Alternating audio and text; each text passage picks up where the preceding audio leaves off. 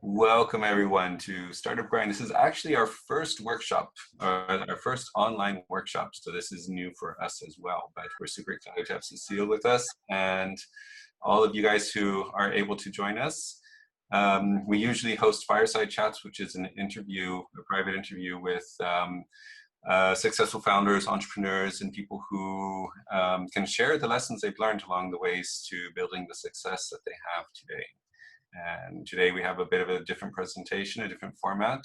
And without further ado, I'd like to pass over the main screen to Cécile. Hi. Maybe you can give a That's it. Lorenzo is helping. Great. Yeah. So if everybody can just be on speaker view so that you can see the presentation and that you also you can see Cécile on the side. So maybe, Lorenzo, if you stop the presentation for the first 30 seconds, so Cécile can give her introduction, and then you tell us when to switch. Go. Yeah. Awesome. All right. All right. So I want to tell you very briefly about who I am and why on earth this woman with a French accent is talking to you right now about presentation skills. When I moved to Switzerland now 12 years ago, I wrote 2 books, and that's how I actually got into public speaking and communication. I ended up one day being asked to do a keynote. It was the worst possible keynote you can ever imagine. I was shaking. I didn't sleep for 3 nights before. There was no structure. It was a complete shambles. But even if it was something that I was dreading, it was my wildest dream. So I invested time and a lot of passion. You will hear that hopefully. And I started to train myself to become a better speaker. And I loved it so much that I actually decided to teach public speaking and presentation skills to professional corporate people in corporations. And I also deal with some startups. So those are my 3, I would say, target audience. And I've been, I would say, I don't know how many hours. I should probably calculate the hours to see if I get closer to the 10,000 to become the expert. But since May 2013, there is not a day, an hour where I don't breathe, read, eat, view, give feedback on communication skills. So that's where it comes from. And so my communication background is very much based on all the information I gathered, and I made a very specific pedagogy, a very specific format that I use and that I know is working for most of the people that I work with. So so that's who I am. If you have more questions, we'll take those one at the very, very end. But what I would like to ask you right now is a question. And please, if you agree with that question, I would like you to push the ceiling. If you agree, can you do that? Can you all push the ceiling? Yes? Okay, so then I can see you. Lorenzo, could you please start the sharing the presentation and move to the next screen, and then we stop there, okay? Actually, to the next one as well. Yes, stop. Yeah, okay. So I want to ask you if that ever happened to you when you were attending a presentation and you nearly died out of boredom. Push the ceiling if you agree with that statement. Oh, some people, they haven't died out of boredom. Fantastic. Okay, well, basically what happened there is when this happens, when the audience is disengaged, it means that you or that person didn't manage to grab nor retain your attention. Now, bear in mind that presentations are vital or lethal. They can crush your reputation, or they can supernova you and really make you reach the top. Now, something you have to be aware of is that no one is a natural speaker. No one is a natural presenter. Yet, you can learn the tricks very, very quickly. The learning time is very short on presentation skills. So today, that's what I want to give you. I want to give you 6 steps to follow. And if you follow them, it will be impossible for you to fail a presentation.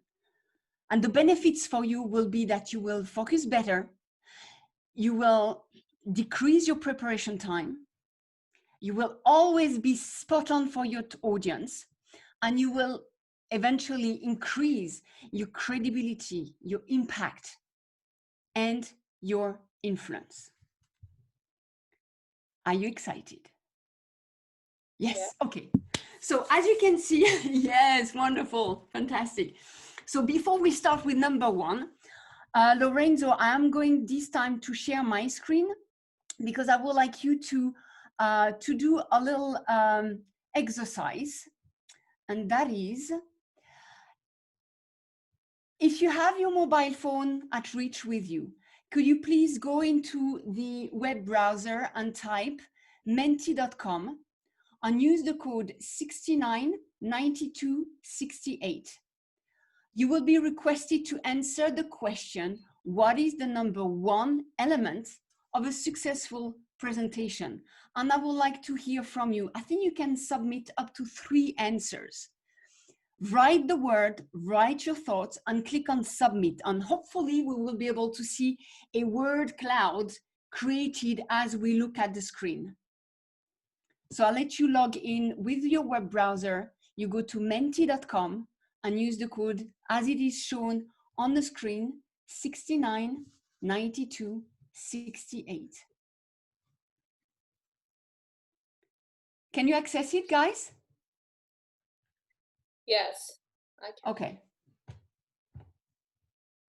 Ah, that's it. Okay, I want some more. Presence, insightful, preparation, speaker enthusiasm. Oh yes.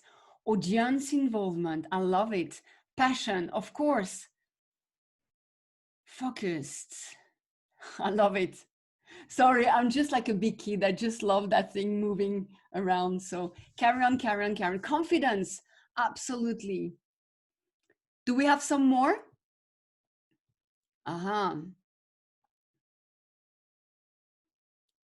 Okay. All right. So far, I see that only one got it right. So I see inside stories. Yes, stories is definitely something as well. You will need to use the passion, the drive, the engagement. Okay, so I suggest we're going to, I'll let that in the background, okay? And I will stop sharing. But from everything that I read, there's only one person that got it right. I'm going to stop sharing. Now, Lorenzo, could you please share again the, and just move to the next one. Okay, so drum roll. The element number one of a successful presentation is your audience. Absolutely. If I go back to the original question I asked you, okay, if you ever died out of boredom when someone was presenting, when that happens, it means that the speaker probably spoke from a place of ego and not from a place of gifting the audience with information. Because when you're presenting, present has the same root as gifting. So you want to gift your audience with something that is relevant to them. So think about it as the metaphor of gift. Will you gift someone with, I don't know, let's say you are taking a friend out to a restaurant, that friend is vegan. Will you take them to a steakhouse? Probably not. If somebody is allergic to peanuts, will you make them a peanut butter sandwich? Absolutely not. It will be way too dangerous. So if you do a full audience analysis before starting any kind of presentation, you're already ahead of the pack. And what it means, and that's why I have this slide here, you need to become an albatross or an eagle over the big mountain of information you have within you as an expert. So I want you to see yourself on top of the mountain as the speaker. You have to consider the audience. What is your relationship with the audience? Okay, are you a teacher? Are you a peer? Is the audience more senior than you are? All those questions should be coming into your head. Then the audience, who are they? Are they technical? Are they junior? Are they senior? What do they know about the topic that you don't? And vice versa. What is it about the topic that you know that they don't? What is it that you can bring to them that will change their life of the best? If you're aware of the three things that are important in their life, and you know that you can help them, that's a win-win situation. They will listen. It will be easier for you to engage them. So remember that, okay? Always ask yourself and try to do a full audience analysis before you start your presentation. Think about who you are according to them, what the audience know from the subject, the relationship between the audience and the subject, and of course, the relationship you have with the subject, and what is the gap, what is it that you can bring to your audience. In the middle of that triangle, you have also the context to take into account. Just to give you an example, as fresh as yesterday, I was helping one of my clients. He's a CEO of a company, and he's got to make a presentation that no CEO wants to make. He's got to announce that he's got to reduce the amount of people working for him. Okay, that's something. So you need to really dig into the audience psyche, the audience needs, and to be able to cater for them and provide the information and include information that are relevant and important to them. This is quite a big example right now, because I know this is happening a lot and we're on the receiving or giving side. But that's why we spend a good 15 minutes on the audience analysis, on creating the different scenarios for them. Okay? One thing to remember, one thing only today. If you want to be a great speaker, think, love, understand what is relevant to your audience. That's one way to become the supernova. Okay? I'm going to see if there is any questions in the chat box before we move to the step number 2. Elodie, any questions so far? So far, no question, but if you have any, take a moment to write it down, and then we can also take it later. I will take it as well throughout. And if some question from part 1 appears in part 2, exactly, it's okay. Yeah, good. Okay. So far, so Lorenzo, good. Oh, sorry. Lorenzo, I would like to invite you to click on the second slide. Thank you very much, Lorenzo. So now, let me ask you a question that you may want to answer for yourself as you're all on mute. Do you sometimes ask yourself the following question when you are preparing your presentation? What am I aiming to achieve by the time I stop talking? What am I aiming to achieve by the time I stop talking? If your answer is, oh, I'll just comment slides, or I just tell them what I know about the topic, or I just give them an update, that would be enough. Well, that's probably when people are going to disconnect, because that's where the trouble starts, and that's where people are dead with boredom, simply because you have not catered for their needs. And that's why you need number 1, you need to understand the audience needs. But the number 2, planning your impact. What happens when I shut up? Oops, no, move back, please. Yeah, good. We stay on the impact, Lorenzo, thank you. So what happens when I stop talking?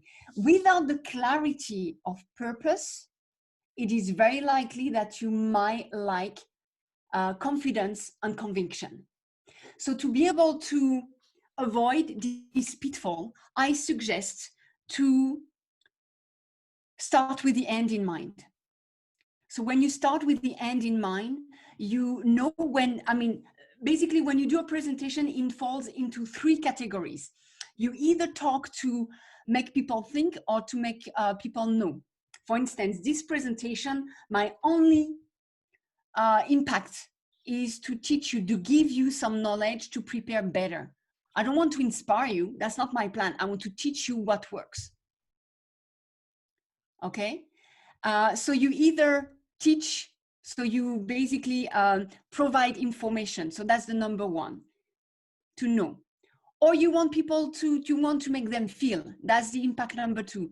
So when, for instance, I did my TEDx talk on the topic of resilience, which is called Bounce Forward. And by the way, have a look at it, because I think everyone needs resilience right now. But my whole purpose was to inspire my audience. A TEDx talk is to inspire, is not to transmit only information, is to make people feel.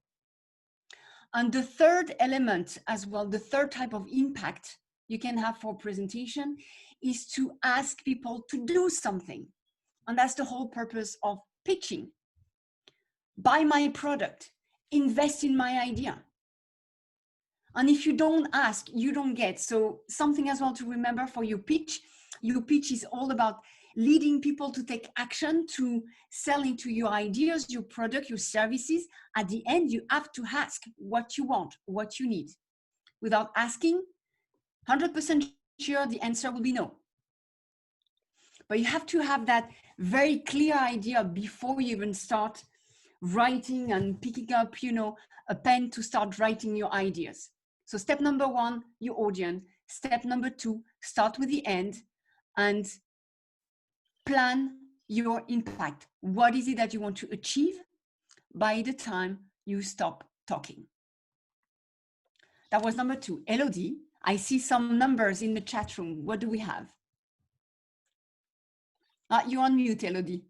Sorry. Yes, we have one question about the tools and approaches. So what can you recommend for tools and approaches to assess your audience motivation and context? The best is to ask questions. When you start with the why, what, and how, or in different orders, that could actually be something that that could help you. I personally don't use tools. The only tool I use is my own curiosity. Mm-hmm. And try to put yourself in their shoes. And if you can't, find that type of audience you will be talking to and ask them. Yeah, I mean, I'm going to make an assumption here that everyone who is on this call at some point had an idea that they wanted to start or sell. One of the first things you do as an entrepreneur, you've got to ask and understand your target audience, because there is no point of creating anything unless there is a need. Technology for technology is great, but if you want to live from your technology, it has to be a marketable ideas. So the only way is to confront your ideas with the person that ideally would buy it eventually.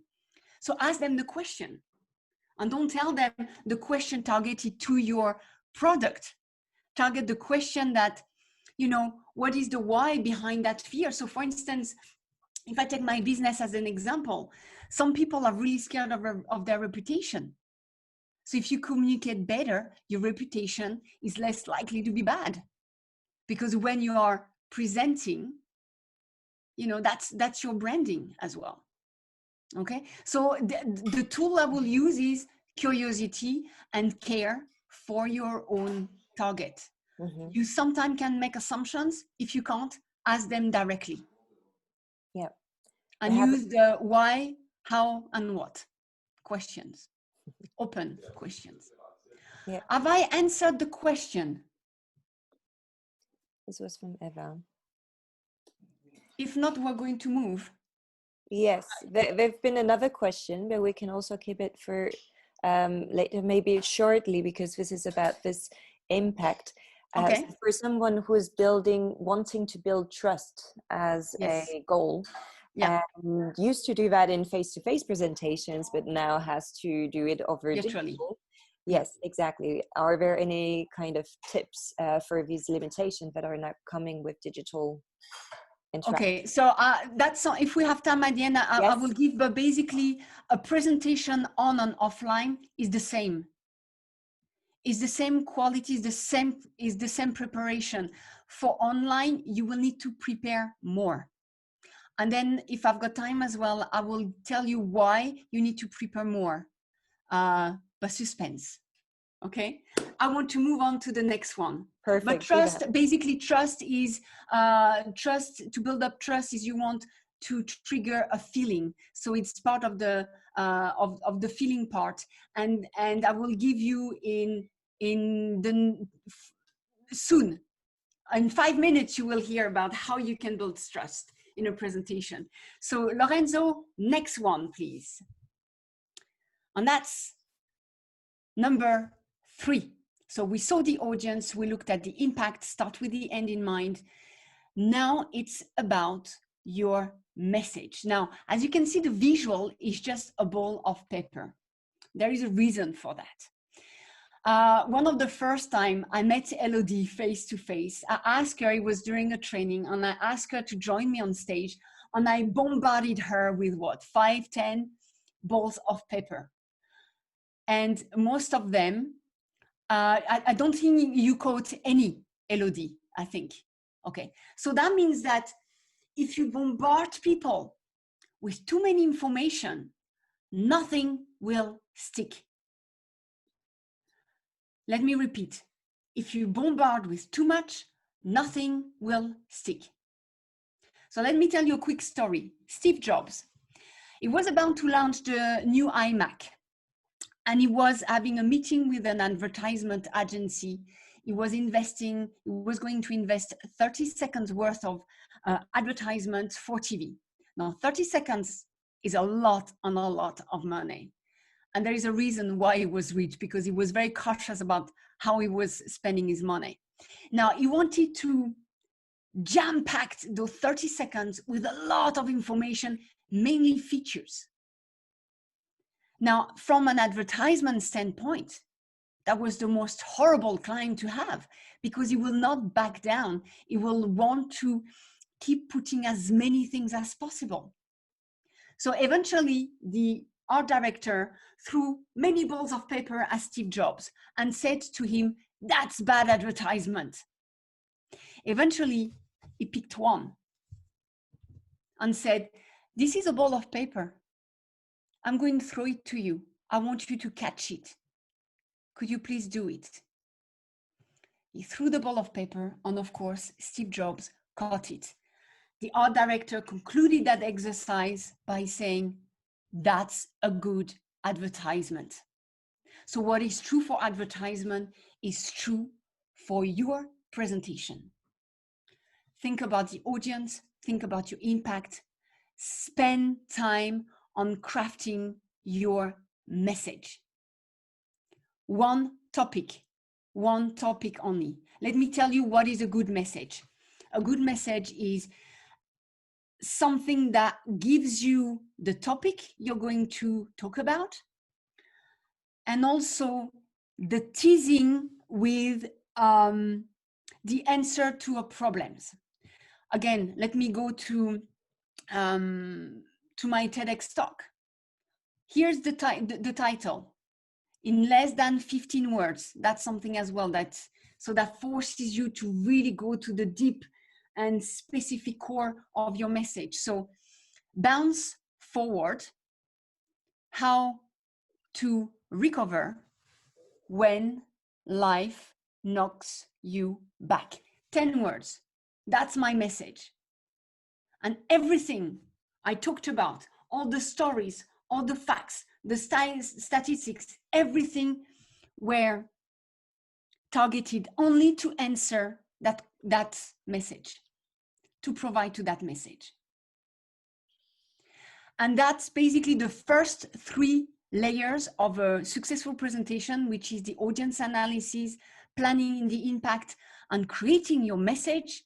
Those are strategic, because they will create a sieve. They will create, just imagine you're a gold digger. So you have like the sieve and you're putting a lot of mud and you're just sorting through.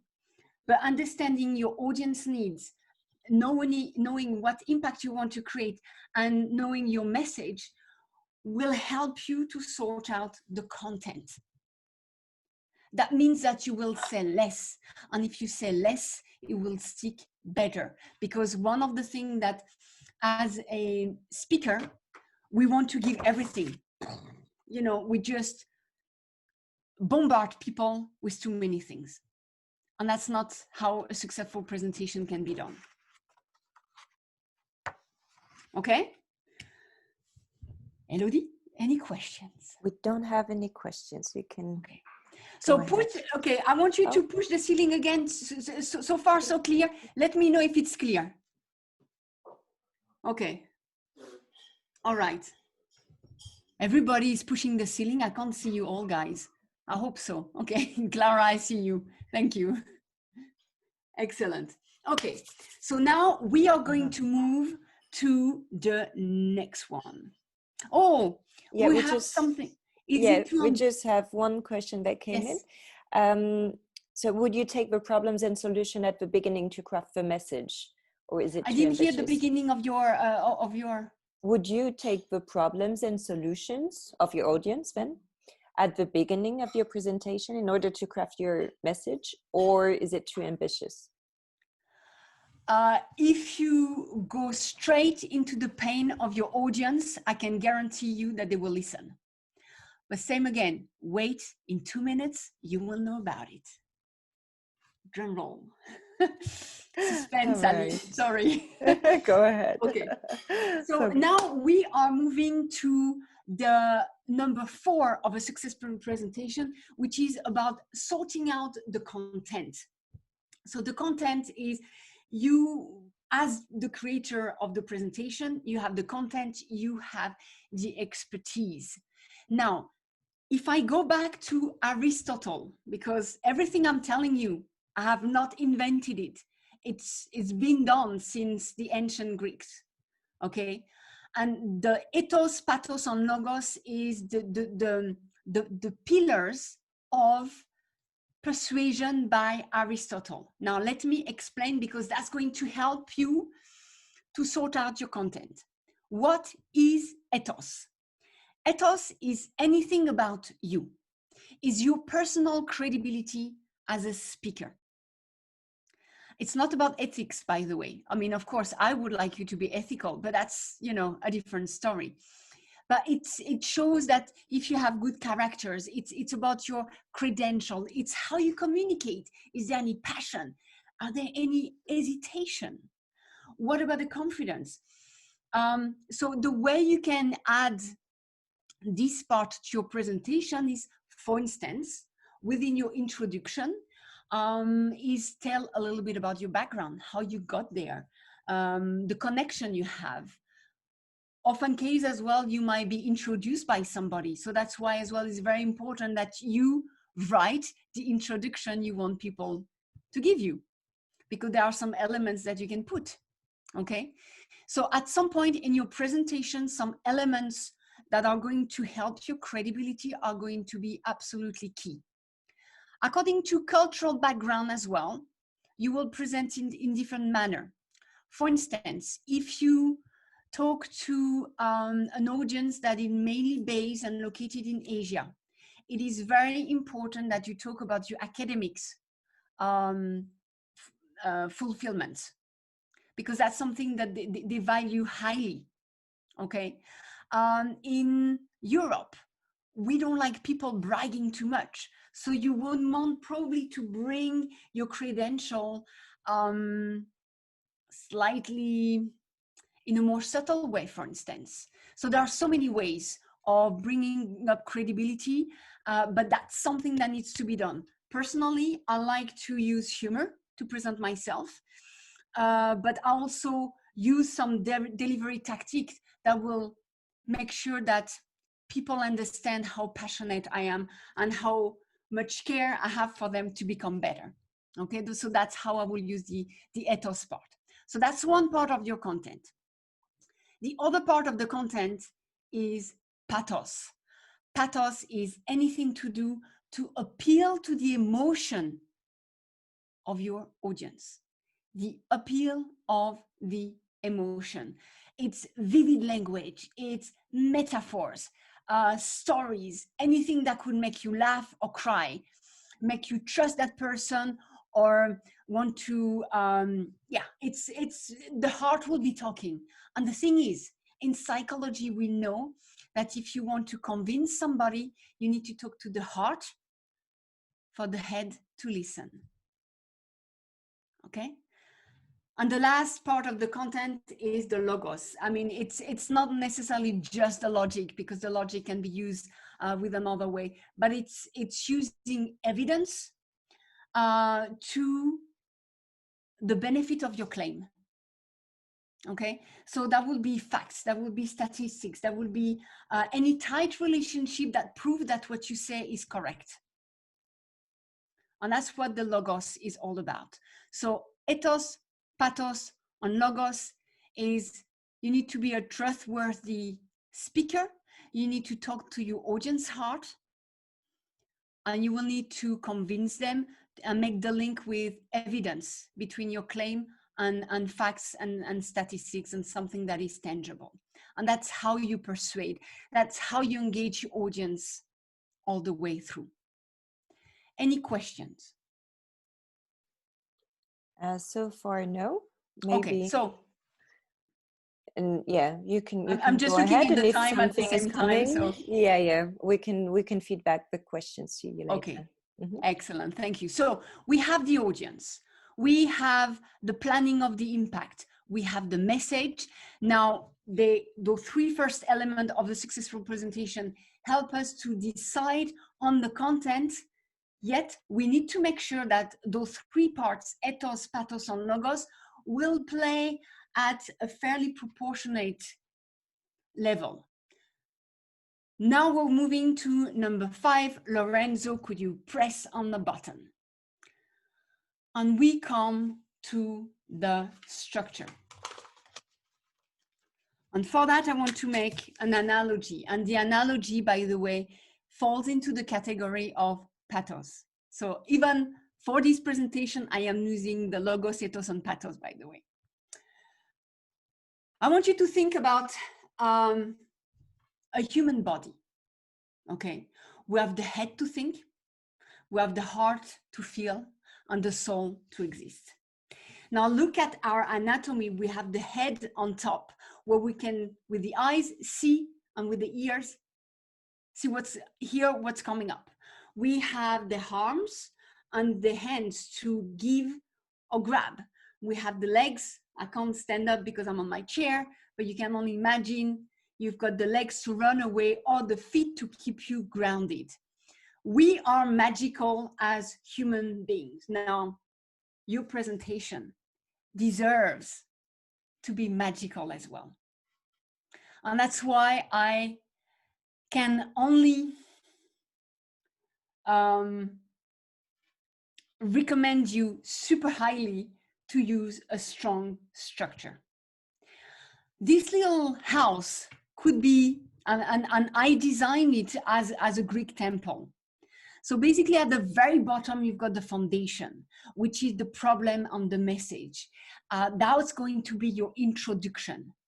And it should be around 10% of the total length of your presentation. You cannot go too fast on your presentation, on your introduction, sorry. In your introduction, you have to bring so many crucial information to engage your audience. You can't just simply draft it. You have to work really hard at it. Then we move on to, let's say that this one will be perfect for, let's say, a 10 minutes presentation. So you mention a problem and your message is going to be the solution to that problem. And then you developed in 3 parts. And then the top one is going to be also the conclusion. And that's what 90% of the presenter fail to do, a strong concluding statement. And they all end, and thank you very much. I hope you enjoyed my presentation. Boo, that's terrible. Imagine you're giving a present. Who says thank you when you give a present? You or the audience? Okay, so the end should be clear. It should be an emphasis of your impact. It should be, I want your money to bring my idea alive. I want you to sell, to buy my product. I want you to be happy if my impact is inspiration. I want you to trust me. Or it could be, it's time for you to learn and practice those points. That's when the impact is about providing information. Okay. But you can't just run away too quickly. No, because then it's not going to be complete enough. So that's the ideal structure. Now, Lorenzo, could you please move to the next slide? Because I've got something for you guys that if you have a phone, take a picture of that slide. This is the structure to persuade. This was the pitching V01, okay, created by the Greeks. How to persuade. And it's very easy. First, you make a statement. You arouse interest. Second, you pose a problem that needs a solution. 3, you offer your solution. 4, it's completely biased, by the way. We're not going into the Cicero, how to win an argument. We're just pitching. Describe the benefits. We don't care about the features. Describe the benefits of your solutions. And then have your call to action. Ask for what you want. If you use that, that's pitching already. Let me give you an example about, okay, so my example is going to be, I want more people to wear masks in public, not just, in trains in Switzerland, to wear masks all the time. So let me make my statement. Would you prefer to wear a mask or a ventilators? Now, the COVID is striking the world. We don't have a solution to cure people. However, we know how to protect them. My solution is simply to wear your mask as often as possible if you can't stay home and if you have to go outside. The benefits of wearing a mask are so easy. I mean, you will protect yourself, you will protect your loved one, and you will be part of the solution of stopping the COVID virus. So my call to action is very simple. Please, when you go out, wear a mask. Okay, I've just used the structure to persuade. Plug and play. Push the ceiling if that makes sense. Okay, I only see 4 people, so the 4 people I see, that makes sense to them. Okay, let's move on to the next slide, please. Okay, so now we have the typical Nimmo structure. Okay, so the Nimmo structure is something that is used at Pixar to pitch the idea of a scenario. So same again, this time I won't create it, but you get the idea. Take the picture. So once upon a time, there was a client that was struggling with acne. Every day he wanted to hide all the buttons, but every day he kept seeing all those things. And one day he started to squeeze them. And because of that, he got infection. And because of that, he was completely destroyed until finally he found the product that cured him. Okay, so that's not a great idea with acne, but but that's the idea. That's how you pitch. So basically also something to remember when you pitch, the hero of the story is not you, is your client. You always have to describe the pain of your client. Otherwise they won't listen. The only thing that matters to you is you. So it's the same with your client. For instance, if I was to take a group picture, imagine the beauty if we were to be in one room together. If I was to take a picture of the group, you would want to look at the picture, not to see the others, but to see yourself. And that's the truth, the only truth, nothing but the truth. So think about, that's how the clients, you need to talk to them. with their fear. And that's what the Nimmo thing and the pitching is all about, okay? That's the structure. Can we move on to the next one? Because I see I get really excited and I speak too much again. So as I said, and that's the item number 6. So we looked at the audience, the impact, the message, the content, and the structure. Now you need to start and end well. And that's based on psychology. First of all, why do you need to have a strong introduction? It's based on the impression formation, or what we call the first impression. It takes a couple of seconds for people to like you or dislike you. And it's even more important online. Now, let me explain. When we give a message, the message is packed with words, with tonalities, but also with, anything that you read in terms of body language. The problem we have nowadays with the screen is we're lacking information. We cannot complete all the things that our brain need to tick to say, that's a friend, or that's an enemy, or that's a sexual partner, or that's somebody I really don't care. If we lack information, by default, we will go into neutral. So you don't care. If you don't care, you're not going to listen. And also by default, because we don't have all the information, the experience will be more negative. And that's why you need to prepare more when you go online. And that's why you can't be shy to show hands and get a bit overexcited if you need to keep the people engaged, especially for an hour, especially when it's mainly theory and you have less opportunity or less time, I'm just looking at the clock, to give full feedback or give them engagement, okay? So what you want is to start with, and that I gave you here, take a picture as well of that screen.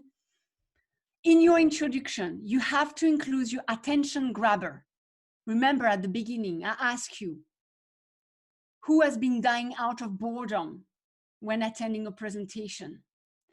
Then I told you about a purpose. This purpose is to give you steps to prepare a presentation that never fails. I gave you about my credibility before. And also the credibility builder was within the announcement before you click on the link to register. Why it is relevant for you. I gave you a list of benefits you will get. And then I told you it was about 6 steps. I gave you the roadmap. I did that at the beginning. I walk the talk. I tend to. I hope to. I try. Okay? For the end, let me give you the end of the presentation now, because that's where we need to end anyway. So hopefully no one died out of boredom right now. Push the ceiling if you agree with that statement. I'm scared now. Clara, yes, Clara, because I see you, Clara. You can't run away. Okay. This presentation, this workshop was all about having less sweat and more impact when you create a presentation. It was to give you the 6 strategic steps for you to spend less time and have more impact when you present.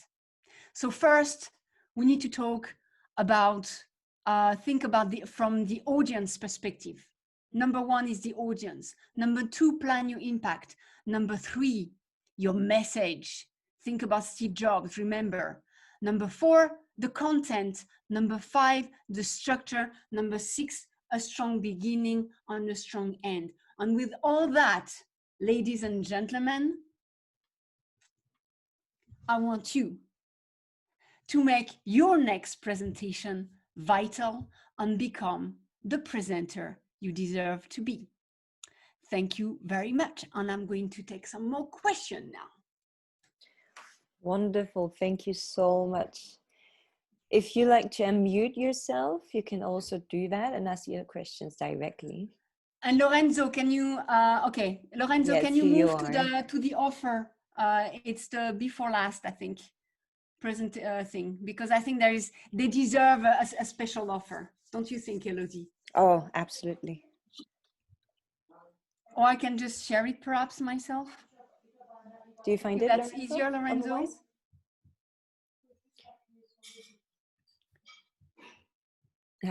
Next one? Yes, yes, yes. Oh. Okay. So for you you can also and paste it in the group chat as well. okay, great. Okay, so now I'm taking the question and then you can read that and have questions. I'm listening. Yes, anybody with question, unmute yourself and ask.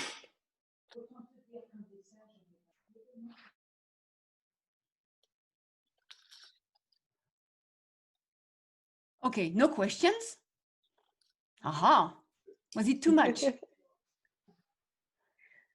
Okay, so let me give you Cécile, I have a question. What is the difference, about the structure to persuade and the structure to pitch? I didn't get that. Okay, so you need a structure. It doesn't matter which one it is. Okay, so that's the first part of my answer. The idea to persuade is just one way of presenting an argument, and the pitching is really, especially the Pixar one, is really pitching with storytelling. Okay. Does that answer, or is it still So too blurry? they have nothing to do with each other, you know? No, it's just okay. it basically I presented you two types of structure that you can use, and both of them are very useful when you need to persuade or pitch. All right. Or both, okay. because pitching is persuading and persuading is pitching. All right. And if you want more about pitching, that's the next upcoming events that I will do when I'm fresh back from my holidays that start tomorrow. And that's going to be on the webinar, and you can have a look. So it's speakforimpact.net/events. You can register directly there, and you have all the details. But that's complete. I mean, that's something that I give on a regular basis to entrepreneurs, to people that really want to start an idea. And sometimes there are also some corporate people joining simply because they have to pitch internally as well. An idea when they want to create a new structure, a new product range, for instance, or find a way of persuading their team as well to motivate them better. So that's also pitching. So now I would like to, can you move on to the next slide, Lorenzo? And that will be the last one. Yes, keep in touch. Keep in touch. If you liked what you heard, if you have more questions, I've got an email, I've got my mobile phone, I've got a website. Don't be shy. I don't bite. I love connecting. Reach out, and that will be my pleasure to help you in your presentation journey. Thank you so much, Cécile. We have two questions. How do you prepare for questions from the audience, like what you're doing now? Pretty much. Okay. Well, you have to be the expert. So you need to have a very, very strong knowledge on your topic. And within part of your preparation, if you know that there is a Q&A session, you need to prepare the question in the sense that you have to start with making scenarios, what kind of question they might have. And those are very important because they will give you a hint as well on what you missed in the content or what you didn't have time to answer. You always want to prepare for the answer, for the question you don't want to answer. Okay. And you can also prepare, there's some structure. You can ask a friend to ask you questions. So that's one way of doing it. When you are a little bit more advanced in your presentation skills, you can also use some structure where you can always answer something, even if it's very empty, and you can play the political hat. But if you have the passion, if you care about the people you talk to, that's already, I would say, 80% of the preparation done. Mm-hmm. But you have techniques.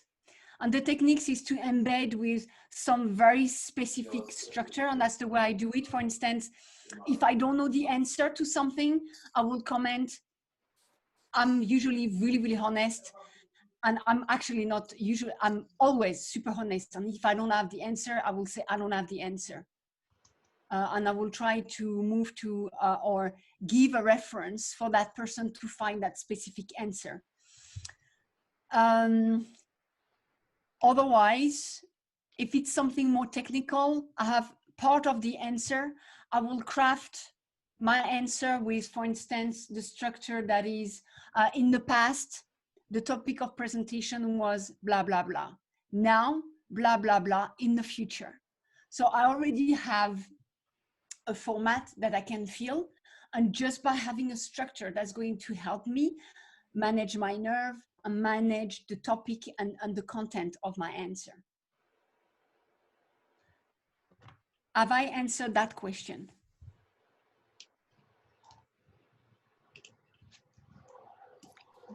Good, yes. Another question from Aurélie. How do you keep going if a start did not engage your audience? Or maybe how can you notice that that you've missed your start? Okay, when you miss your start. Okay. Online or in a room? Aurélie, you can unmute yourself if you want to specify. I guess in the room, because online it's less, I think it's difficult to see it, but in a room, like perhaps it's not you, but it's the audience as well that don't want to be engaged, or you keep going, or do you change your content? Do you no, I mean, if my presentation is good, if my preparation is good, that should not happen. That's the thing, because then there is a misalignment. If I don't feel engaged, I will also, most of the time, I would say, and that's the easiest, I will ask a rhetoric question to start my presentation. When I'm in situ, okay, in a classroom or on stage, I never start my presentation with, hi, good morning, my name is Cécile, blah, blah, blah. No, never. I will come to that later on in my presentation, but I will always challenge them with a question or try to do something that is unexpected, that requires a little bit more preparation. But I can guarantee you that if you do that, people will be curious. And curiosity is one of the best feelings to create if you want people to be engaged. Okay. And if you notice that they're still not engaged, something is missing, or you can just pick one person and say, what do you know about the topic I'm about to present? Why is it important for you? But usually in that preparation phase, you should have answered that if you do the audience analysis at the beginning. So that's also doing those 6 steps. It's really much like a security, you know, to help you avoid those kind of pitfalls. However, if you present just before lunch or just after lunch, you need a little bit more energy because people are hungry, people are digesting, you know, that's just, that's the way it is. That's for sure. Thank you. We have another question. So are there any other tips for impactful keynotes? So when you're on a big stage and you're the main speaker, would you prepare differently, or what would be your tips there? Yes, okay. So I'm going to give you a tip that is not a quick fix. And that's what people don't want to hear. But that's the reality. Hundreds of hours of work. There is no quick fix. If you go, the bigger the stage, the more important is your preparation, especially if you're not used to having 100 or 1,000 of people in front of you. Usually when I go on stage is mainly to train. So I would say the average, like on average, I have 50 people in the room. That's my comfort number. I'm really, really happy with 50 people. If I go a little bit higher, then it creates, you know, a bit more stress, but I know how to handle the stress.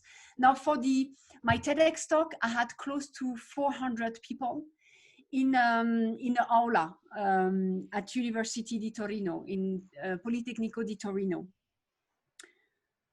Before I was called on stage, in the morning, I spent hours on that stage making this place my new home. I had to feel that it was just like second skin. And I'm not joking, I put hundreds and hundreds of hours of rehearsing once my speech was done. And I probably have 25 different versions of my TEDx talk.